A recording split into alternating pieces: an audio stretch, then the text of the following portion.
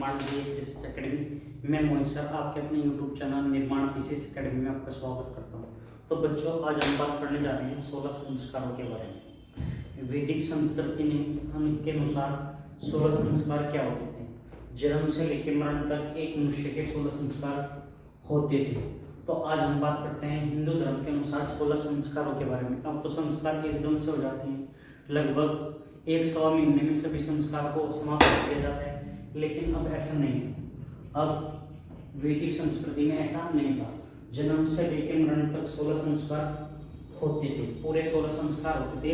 जो प्रथम संस्कार होता था वो था गर्भधान। कौन सा था? गर्भधान संस्कार था। और जो अंतिम संस्कार होता था, 16 संस्कार होता था, वो था आपका अंत्येष्टि। अंत्येष्टि आपका 16 संस्कार होता है, जिसको आप वर्तमान में अंतिम संस्कार भी आप कह सकते हैं। तो चलो ज़्यादा समय वेस्ट न करते हुए चलते हैं अपने लेक्चर की ओर। देखते रहिए 16 संस्कार।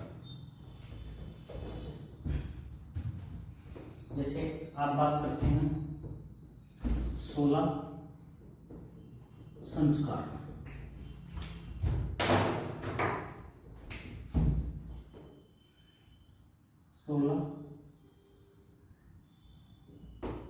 संस्कार हिंदू धर्म के अनुसार, हिंदू धर्म कहते हैं आप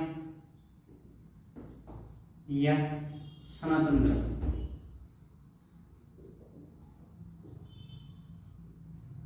सनातन धर्म के अनुसार, या आप वैदिक संस्कृति के अनुसार कह सकते हैं। वैदिक संस्कृति के अनुसार, हिंदू धर्म के अनुसार या सनातन धर्म के अनुसार या वैदिक संस्कृति के अनुसार एक मनुष्य के 16 संस्कार होते थे। जैसे आप नंबर एक बात करते हैं गर्भधान।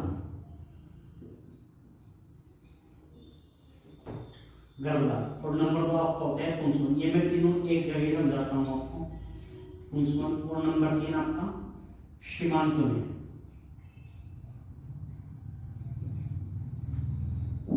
ये 3 संस्कार आपके ये जन्म से पहले होते थे। जन्म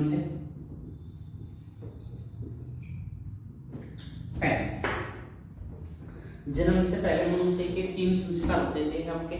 गर्भधान, यानी कि बच्चे का जब गर्भ में प्रवेश किया जाएगा उसको क्या बोलेंगे आप?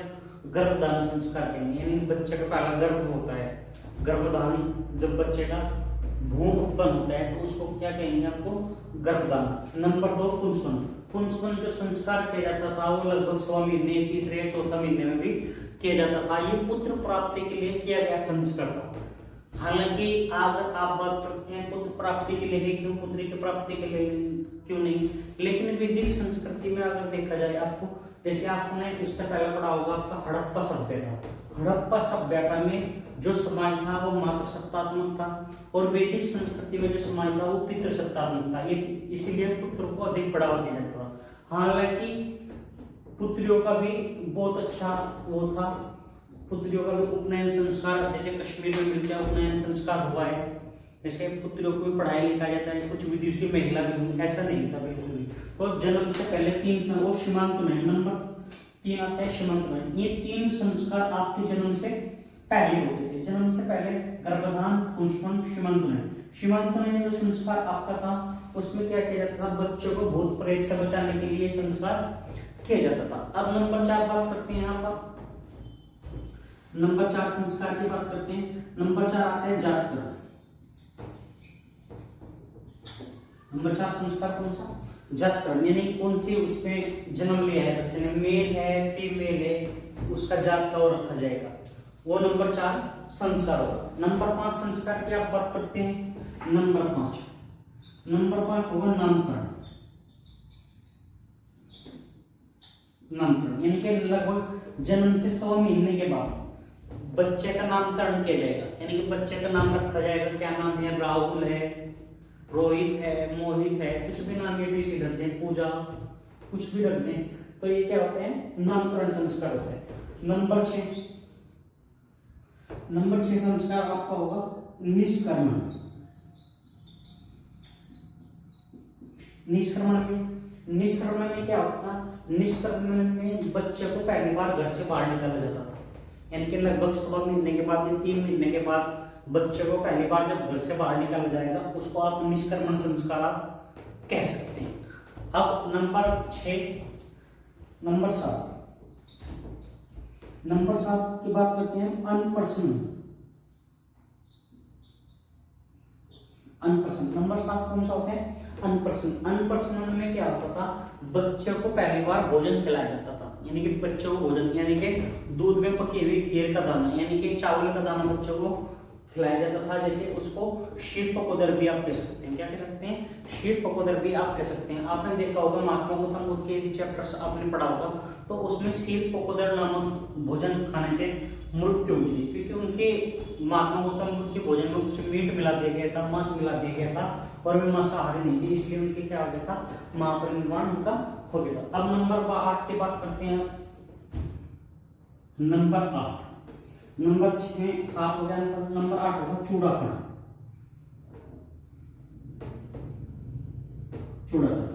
चूड़ाकरण। एक मुंडन संस्कार था, यानी कि बच्चे के पहली बार क्या कटाया जाता है? बाल कटाए जाते थे, यानी उसको एक तरह से बिल्कुल प्लेन कर दिया जाता था, गंजा कर दिया जाता था। वो क्या था? आपका मुंडन संस्कार, यानी कि उसको क्या कहेंगे? नंबर 8 चूड़ाकरण संस्कार। क्या कहेंगे? चूड़ाकरण।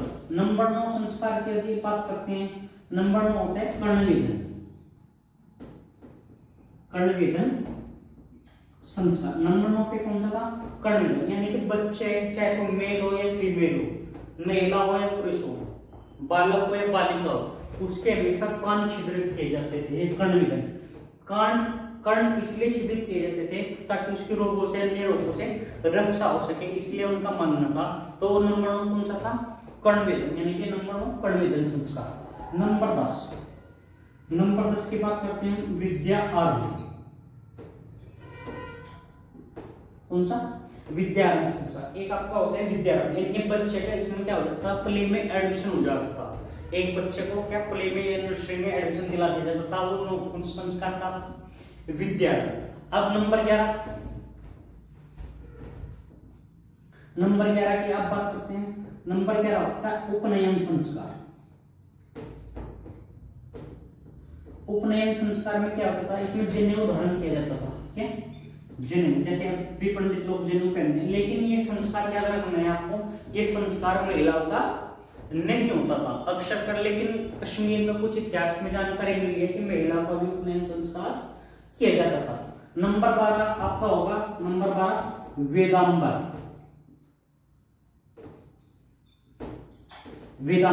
वेदांबर संस्कार, यानी कि वेदांबर में यहाँ पे क्या कर लेता था? बच्चा जो था आपका वेदों का अध्ययन कर लेता था, यानी कि 4 वेद पढ़ लेता था वो, यजुर्वेद, ऋग्वेद, यजुर्वेद, सामवेद और अथर्ववेद। इसका ज्ञाता हो जाता था, इसीलिए उसमें क्या होता है? वेदांबर। उसके बाद आता था नंबर 13 केशांत।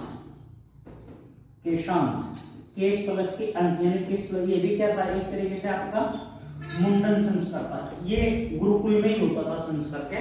ये गुरुकुल में ही संस्कार होता था। और नंबर 14 की बात करते हैं, समावर्तन। यानी कि समावर्तन संस्कार क्या था? शिष्य को गुरु अपने हाथों से नहलाते थे, उसको क्या बोलते हैं? समावर्तन संस्कार। यानी कि बच्चे की जब शिक्षा पूर्ण हो जाती थी और बच्चा को गुरुकुल से घर भेजा जाता था, तो उस समय गुरु क्या कराते थे? समावर्तन संस्कार कराते हैं। समावर्तन से ही एक वर्ड निकला हुआ है स्नातक, जिसे ग्रेजुएट कहते थे। यानी कि यहाँ पे बच्चा लगभग क्या हो जाता था? ग्रेजुएट हो जाता था। तो ये कौन सा संस्कार है आपका? समावर्तन। 14वें नंबर का संस्कार क्या था? समावर्तन था। अब नंबर 15 आपका संस्कार है विवाह संस्कार। विवाह ये सबसे खतरनाक संस्कार है अगर देखा जाए तो। ठीक है, तो जो विवाह संस्कार था, वैसे तो विवाह के अन्य प्रकार बताए गए, लगभग 8 प्रकार बताए गए हैं, 2 प्रकार अन्य प्रकार भी बताए गए, जैसे अनुलोम और प्रतिलोम। तो नंबर 15 आपका होता था विवाह, और नंबर 16 संस्कार होता था आपका अंत्योष्टि। अंत्येष्टि भी आप कह सकते हैं, अंत्येष्टि संस्कार। कौन सा? अंत्योष्टि भी कह सकते हैं, अंत्योष्टि संस्कार भी आप कह सकते हैं। ये होगा कौन सा 16 नंबर, कौन सा 16 नंबर। तो ये आपको मैंने आपको 16 संस्कार यानी कि जब बच्चा मर जाता था ये 16 संस्कार होते थे एक मनुष्य के, यानी कि एक मनुष्य के 16 संस्कार मैंने आपको बताए।